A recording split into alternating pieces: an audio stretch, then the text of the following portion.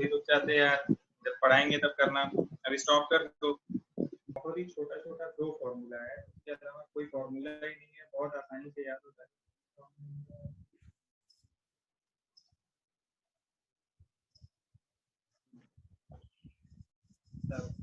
Valley curve के बारे में देखिए,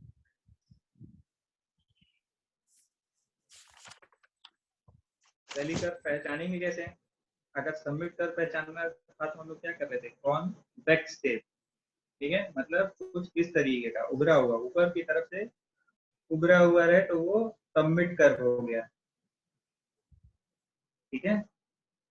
अब वैली कर्व कैसे पहचानेंगे? ये रहेगा तुम्हारा कॉनकेव शेप, ठीक है, कॉनकेव शेप रहेगा तो उसको हम कह देंगे वैली कर्व। अब ये वैली कर्व बन कैसे रहा है? 2 कर्व, देखो कोई भी कर्व कैसे बनेगा, 2 ट्रांजिशन कर्व टाइप के हैं जिनको हम जोड़ देंगे तो वो एक वैली कर्व या सबमिट कर्व बन जाएगा। अगर उसको इस तरीके से जोड़ दे रहे हैं तो ये वैली कर्व हो गया, इस तरीके से जोड़ दे रहे हैं तो सबमिट कर्व हो गया, ठीक है। इसमें भी तमाम केस बनेंगे, 3-4 तो एटलीस्ट बनेंगे ही, कि जो देखा जाए कि मतलब क्या उसमें, जैसे सबमिट कर्व में देखा गया था वैसे इसमें भी देखना पड़ेगा कि क्या क्या फॉर्म हो रहा है। तो कॉन्वेक्स, अगर कॉनकेव शेप बन रहा है तो देखते हैं कौन कौन सा कंडीशन हो रहा है, ठीक है। तो पहला तो सिंपल सा है, जैसा ये बनाया है वैसे ही देखो, एक एक कर्व ऐसे आ रहा है और दोबारा कर्व इंक्रीज कर रहा है, ठीक है। तो ये क्या हो गया, ये वाला पॉजिटिव हो गया, ये प्लस n2 हो गया, और ये माइनस n2 n1 हो गया। ये समझ में आया प्लस n2 क्यों हुआ है?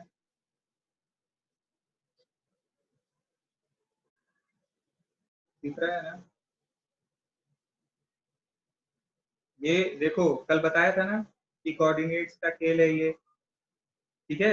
तो जहां पे भी x पॉजिटिव ले लेंगे, अब इसमें क्या है, यहाँ पे n पॉजिटिव वे में ले लेंगे इसको, और इधर क्या है, नेगेटिव वे में ले लेंगे। तो ठीक उल्टा हो जाता है वैली कर्व में, जैसे उसमें पॉजिटिव नेगेटिव लेते थे ऊपर नीचे, ऐसे इसमें रिवर्स कर देते हैं कि इसको माइनस n1 ले लेंगे, नीचे की तरफ जा रहा है तो ये माइनस n1, और इधर की तरफ जा रहा है तो n2। जैसे उसमें क्या करते थे, ये इसको पॉजिटिव पॉजिटिव लेते थे, लेकिन अब क्या करेंगे, इसको नेगेटिव ले लेंगे, एक तरह से नेगेटिव, ठीक है। तो अब देखो ये क्या हो गया, पॉजिटिव, और ये हो गया नेगेटिव नेगेटिव।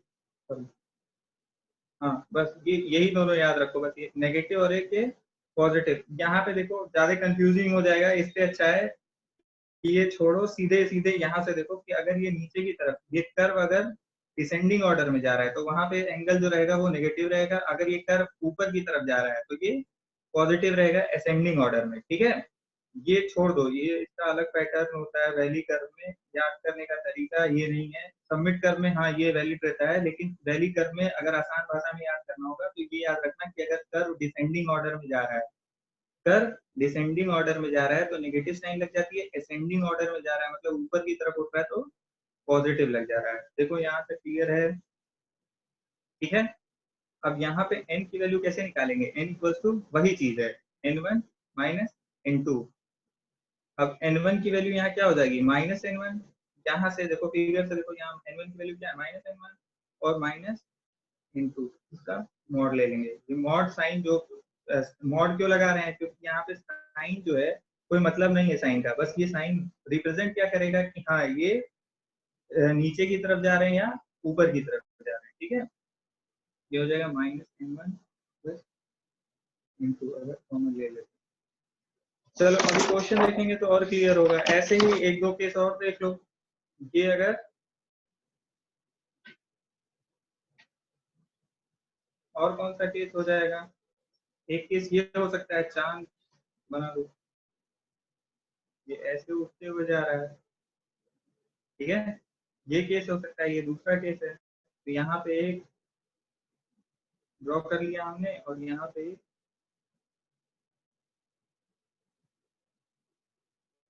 कर्व ड्रॉ कर लिया, ठीक है।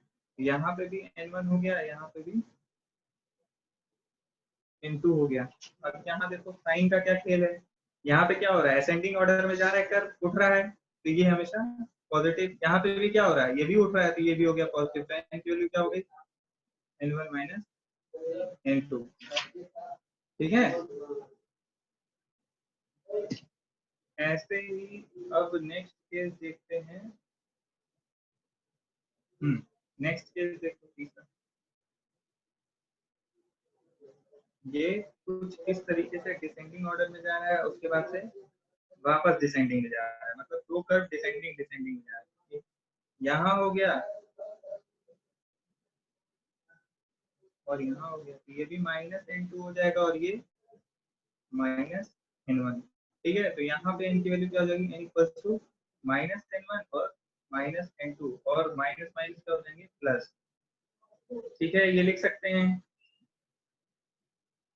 ना, इसको लिख सकते हैं N2 -N1, ठीक है। यहाँ तक समझ में आ गया सबको? बोलो बोलो यस नो। Yes sir. ठीक है, ठीक। चलो, तो ये सारे केसेस हो गए। ऐसे ही वर्टिकल कर्व में सारे केसेस हम देख लेंगे, ठीक है।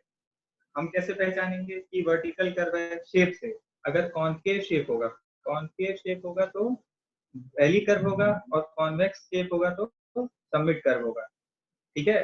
क्वेश्चन में ज्यादातर मेंशन कर देता है कि सबमिट कर्व है या वैली कर्व है, लेकिन अगर मान लो नहीं मेंशन है तो हम उसको ड्रॉ करके देख लेंगे। अगर कर्व उठता हुआ जा रहा है, अगर कुछ इस तरीके से इंक्रीजिंग, ठीक है, तो हम उस हिसाब से ड्रॉ करके इसको बना सकते हैं, ठीक है। हालांकि ज्यादातर क्वेश्चंस में मेंशन रहेगा कि वो कौन सा कर्व है।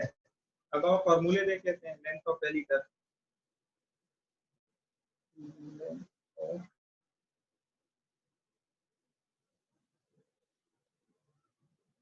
वैली कर्व,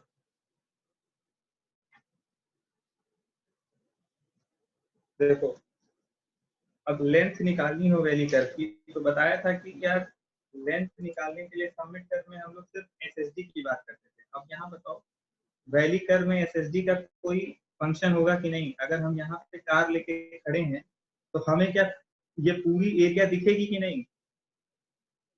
एसएसडी के लिए हमको इसको डिजाइन करना चाहिए या नहीं, बताओ? नहीं करना चाहिए। नहीं करना चाहिए, सही बात है, एकदम नहीं करना चाहिए। लेकिन अगर बताओ रात के समय में हम चल रहे हैं इस पे और यहाँ से हम लाइट जला रहे हैं, तो हमें क्या पूरी कर्व दिखेगी? नहीं। No sir. अब बताओ करना चाहिए या नहीं करना चाहिए? सर करना चाहिए। तो हम हेडलाइट साइड डिस्टेंस के लिए इसको यूज करते हैं, ठीक है। हेडलाइट साइड डिस्टेंस के लिए हमेशा इसका यूज करते हैं। यानी इसकी डिजाइनिंग हम किसके लिए करेंगे? अगर मान लो क्वेश्चन पूछा कि आप बताओ वैली कर्व किसके लिए डिजाइन करेंगे, आप बोलोगे कि हाँ हेडलाइट साइड डिस्टेंस के लिए उसको डिजाइन करते हैं। और हाइट ऑफ हेडलाइट क्या होती है? हाइट ऑफ हेडलाइट आईआरसी ने बोला हुआ है 1.5 मीटर। 1.5 मीटर। 0.75 मीटर होता है हाइट ऑफ हेडलाइट। हाँ देखो नोट्स खुला हुआ है, बहुत सही। हाइट ऑफ हेडलाइट होता है 0.75 मीटर, ठीक है। 7 और जो 1.5 मीटर होता है वो क्या होता है? जो एसएसटी में पढ़े थे हम लोग, वो ड्राइवर की आईसाइट होती है, ठीक है।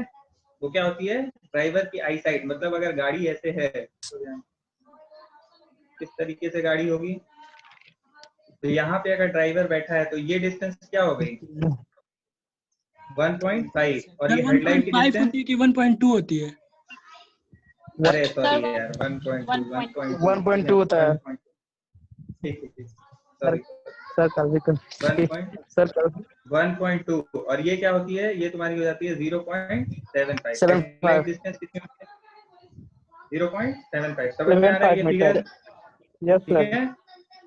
Yes sir. तो हम बता रहे थे हाँ हाइट ऑफ हेडलाइट। तो हमको किस लिए डिजाइन करना पड़ेगा यार? ये एक इसके लिए डिजाइन करना पड़ेगा कि रात के समय अगर कोई भी गाड़ी अगर यहाँ पे खड़ी है तो उसको क्या एक पर्टिकुलर एरिया ही दिखेगा बस, ठीक है। अब ये एंगल क्या, इस एंगल ये बीम एंगल कहलाता है। बीम एंगल, अगर इसको अल्फा नाम दिया जाए तो अल्फा क्या कहलाता है? बीम एंगल, जिसकी वैल्यू होती है 1 डिग्री। ये भी आईआरसी ने बताया हुआ है। बीम एंगल इसे कहते हैं इसको बीम एंगल कहते हैं और इसकी वैल्यू क्या होती है 1 डिग्री। ठीक है, अब बताओ हाइट ऑफ ऑब्जेक्ट हम कुछ डिफाइन कर सकते हैं इसमें? नहीं सर, हाइट ऑफ ऑब्जेक्ट कुछ डिफाइन कर सकते हैं इसमें? नहीं सर, नहीं होगा। नहीं कर सकते। तो हाइट ऑफ ऑब्जेक्ट यानी स्मॉल एच के बारे में हम कुछ कमेंट नहीं कर सकते हैं। कुछ भी हो सकता है, वो छोटी से छोटी चीज, बड़ी से बड़ी चीज, जितना हमारे इस दायरे में अगर दिख गया तो ठीक है, नहीं दिखा तो हमें हाइट कुछ लेना ही नहीं है। ठीक है, हमको इसको कंसीडर ही नहीं करना है। तो उस हिसाब से देखो आईआरसी ने इसका फॉर्मूला निकाल के बता दिया है कि LV = NS² by 1.5 plus 0.035 sir screen show नहीं कर। 0.035 स्क्रीन नहीं शो हो रहा है? ठीक है सर। ठीक है, तो ये फॉर्मूला देखो नोट्स में भी ये फॉर्मूला लिखा होगा। ठीक है, हमें सिर्फ यही फॉर्मूला पढ़ना है वैली कर्व के लिए। इसको शॉर्ट, जैसे उसमें देखा था ना कि एक फॉर्मूला नोट करा दिया था, आईआरसी ने बता दिया था NS², क्या बताया था उसमें हमारा सबमिट करने, NS² / 2h + स्मॉल h का होल स्क्वायर बताया था ना। ये सबमिट कर्व के लिए फॉर्मूला है। ऐसे ही इसमें ये वाला फॉर्मूला है। ठीक है, और अगर हम ऑन द बेसिस ऑफ, ये किस पे डिजाइन कर रहे हैं? On the basis of headlight side distance ना। ठीक है, ये किस पे डिजाइन कर रहे हैं? हेडलाइट साइड डिस्टेंस में।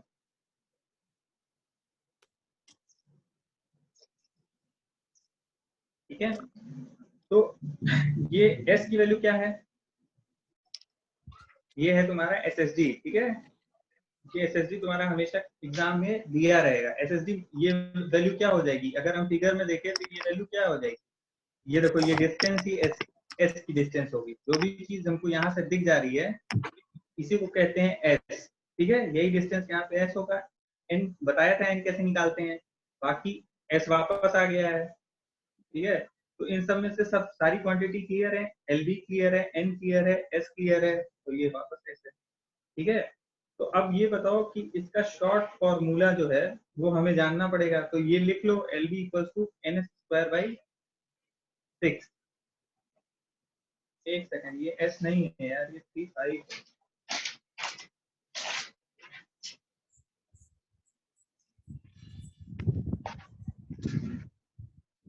नहीं, ठीक है चलो, S tan थीटा होता है। ठीक है, तो हमें ये फॉर्मूला याद करना पड़ेगा, LV = NS² बाई 6। ये शॉर्टकट फॉर्मूला है। ये किसके लिए है? हेडलाइट के लिए, हेडलाइट। ठीक है, अब बताओ वैली कर्व में और क्या दिक्कत आएगी? वैली कर्व में एक और दिक्कत आएगी कि अगर ये वैली कर्व है, ठीक है, तो यहाँ पे देखो हम अगर गाड़ी लेके खड़े हैं तो ये एक सर्कल फॉर्म कर रहा है, और सर्कल की टेंडेंसी क्या होती है? बाहर फेंकना। अगर हम आगे की तरफ बढ़ रहे हैं तो ये क्या करेगा? एक फोर्स लगाएगा बाहर की तरफ, और हमारा वेट भी किधर एक्ट कर रहा है? उसी डायरेक्शन में वेट रिएक्ट कर रहा है ना, इसी डायरेक्शन में। तो यानी कि यार सेंट्रीफ्यूगल फोर्स भी इसी में एक्ट कर रहा है और साथ में हमारा वेट भी एक्ट कर रहा है। तो हमें कैसा लगेगा? हमें या तो वेटलेसनेस महसूस होने लगेगी यहाँ पे कि अरे ये क्या, और हमें लगेगा कि कोई हमें धरती की तरफ खींच रहा है। ठीक है, झूले पे बैठोगे तो ये अक्सर एहसास होता रहता है कि जब भी हम वैली कर्व या इस तरह के शेप में ट्रेवल कर रहे हैं तो सेंट्रीफ्यूगल फोर्स बाहर की तरफ लगता है, साथ में हमारा वेट भी उधर ही लगता रहता है। कोई कॉन्ट्रडिक्शन फोर्स बाहर एक्ट ही नहीं कर रहा है जिसको बैलेंस करे, तो हमें क्या होगा? एक वेटलेसनेस महसूस होने लगती है। तो इस बेसिकली दो ही चीज के लिए डिजाइन होता है वैली कर्व। एक होता है हेडलाइट के लिए और दूसरा होता है ये कंफर्टेबल, इसको कहते हैं कंफर्ट के लिए। ठीक है, हमारे कंफर्ट के लिए ये डिजाइन किया जाता है। तो कंफर्ट का फॉर्मूला क्या होता है? कंफर्ट के लिए बहुत सिंपल सा फॉर्मूला है, LV = 0.34 NV/NV³।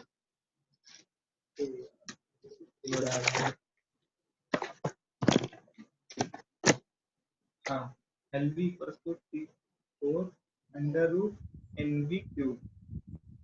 ठीक है, अब अगर क्लासेस खुली, ठीक है, तो 10-15 दिन का टाइम मिलेगा तो उसमें हम लोग डेरिवेशन पढ़ लेंगे कि ये क्या होता है। अभी कोई जरूरत नहीं है डेरिवेशन की, सीधे सीधे क्वेश्चन लगाओ। ये किसमें है? किलोमीटर पर आवर में। एक तरह से समझ लो सारे इंपीरिकल फॉर्मूले हैं।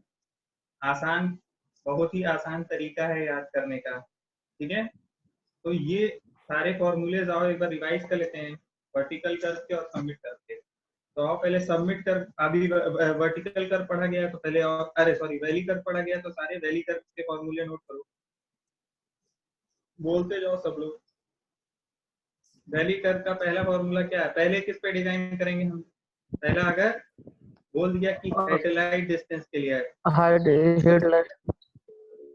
ठीक है, हेडलाइट के लिए करना है तो हेडलाइट का फॉर्मूला क्या है बोलो? NSS square upon 1.5 NS square upon 1.5 1.5 plus 0.03s 1.5 0.5 1.5 plus 0.03s 1.5 plus 0.035 s। ठीक है, ये एक पहला फॉर्मूला हो गया। इसको शॉर्ट में क्या लिख दिया गया था? LB equals to NS square by 6। ठीक है, यस ये सर। भी यूज कर सकते हैं। और अब ये हो गया तुम्हारा पहला। नेक्स्ट दूसरा बताओ, दूसरे किसके लिए हम लोग डिजाइन किए थे? कंफर्ट के लिए।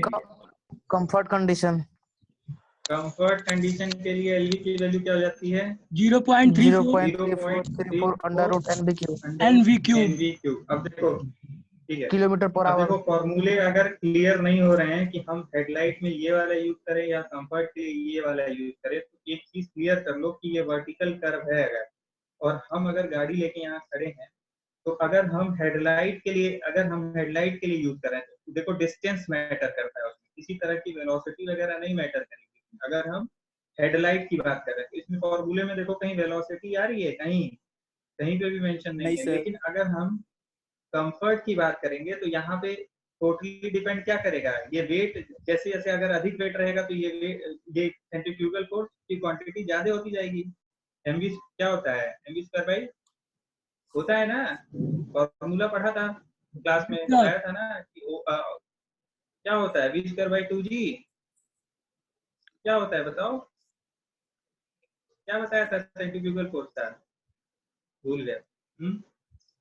बोलो बोलो, ऑन करो माइक यार सब लोग, कोई दिक्कत नहीं है, बोलो।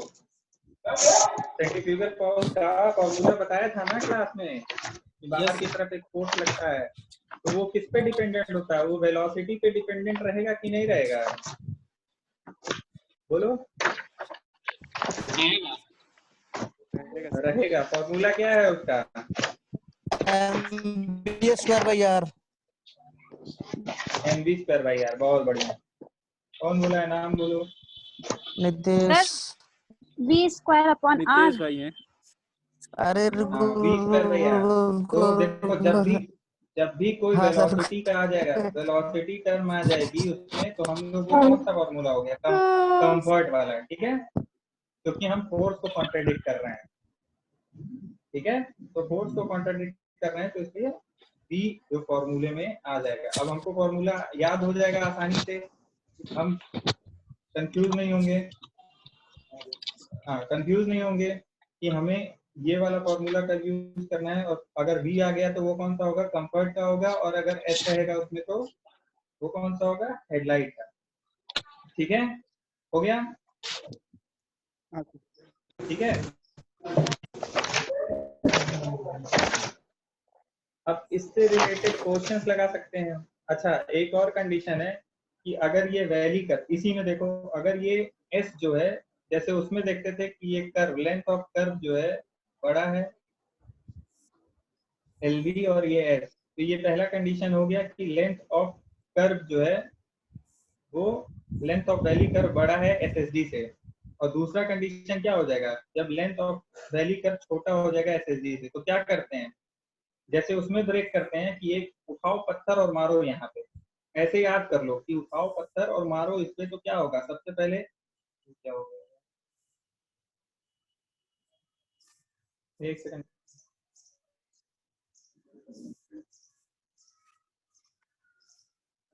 अरे यार, आंधी आंधी आ रही। मैं क्या सर रुक जाओ 1 सेकंड। लग रहा है नेटवर्क प्रॉब्लम।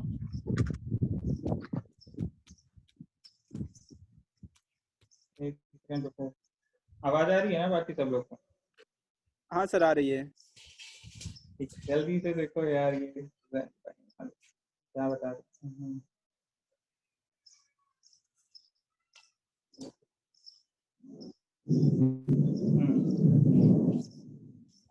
चलो फिर ये देखो, ये दिख रहा है, ये पीडीएफ दिख रही है ना? हाँ सर। तो ये देखो, ये फॉर्मूला क्या होगा, यहाँ पे हम अगर ईट मारेंगे तो ये क्या होगा, पहले 2 और s बाहर आ जाएंगे, उसके बाद माइनस कर देंगे, ये सारी क्वांटिटी को उल्टा कर देंगे, ठीक है। तो ये कौन सा केस है, जब एलवी और ये तुम्हारा, जब भी एलवी जो है वहां के हेडलाइट का डिस्टेंस से क्या होगा, छोटा हो जाएगा सर। ये फॉर्मूला और ये फॉर्मूला याद कर लो, बाकी और कुछ भी याद करने की जरूरत नहीं है। और वैली करके क्वेश्चन लगा लें, जिससे भी अभी क्वेश्चन भेजना है वो तुरंत अभी लगाओ, ठीक है। और एक चीज और यार, एक ग्रुप बना लो भाई, सारे लोग, लड़कों का अलग, लड़कियों का अलग, लड़कियों का तो एक बना ही है, जिसमें एनवायरमेंट और ट्रांसपोर्टेशन के। अजय रिकॉर्डिंग बंद कर दो यार।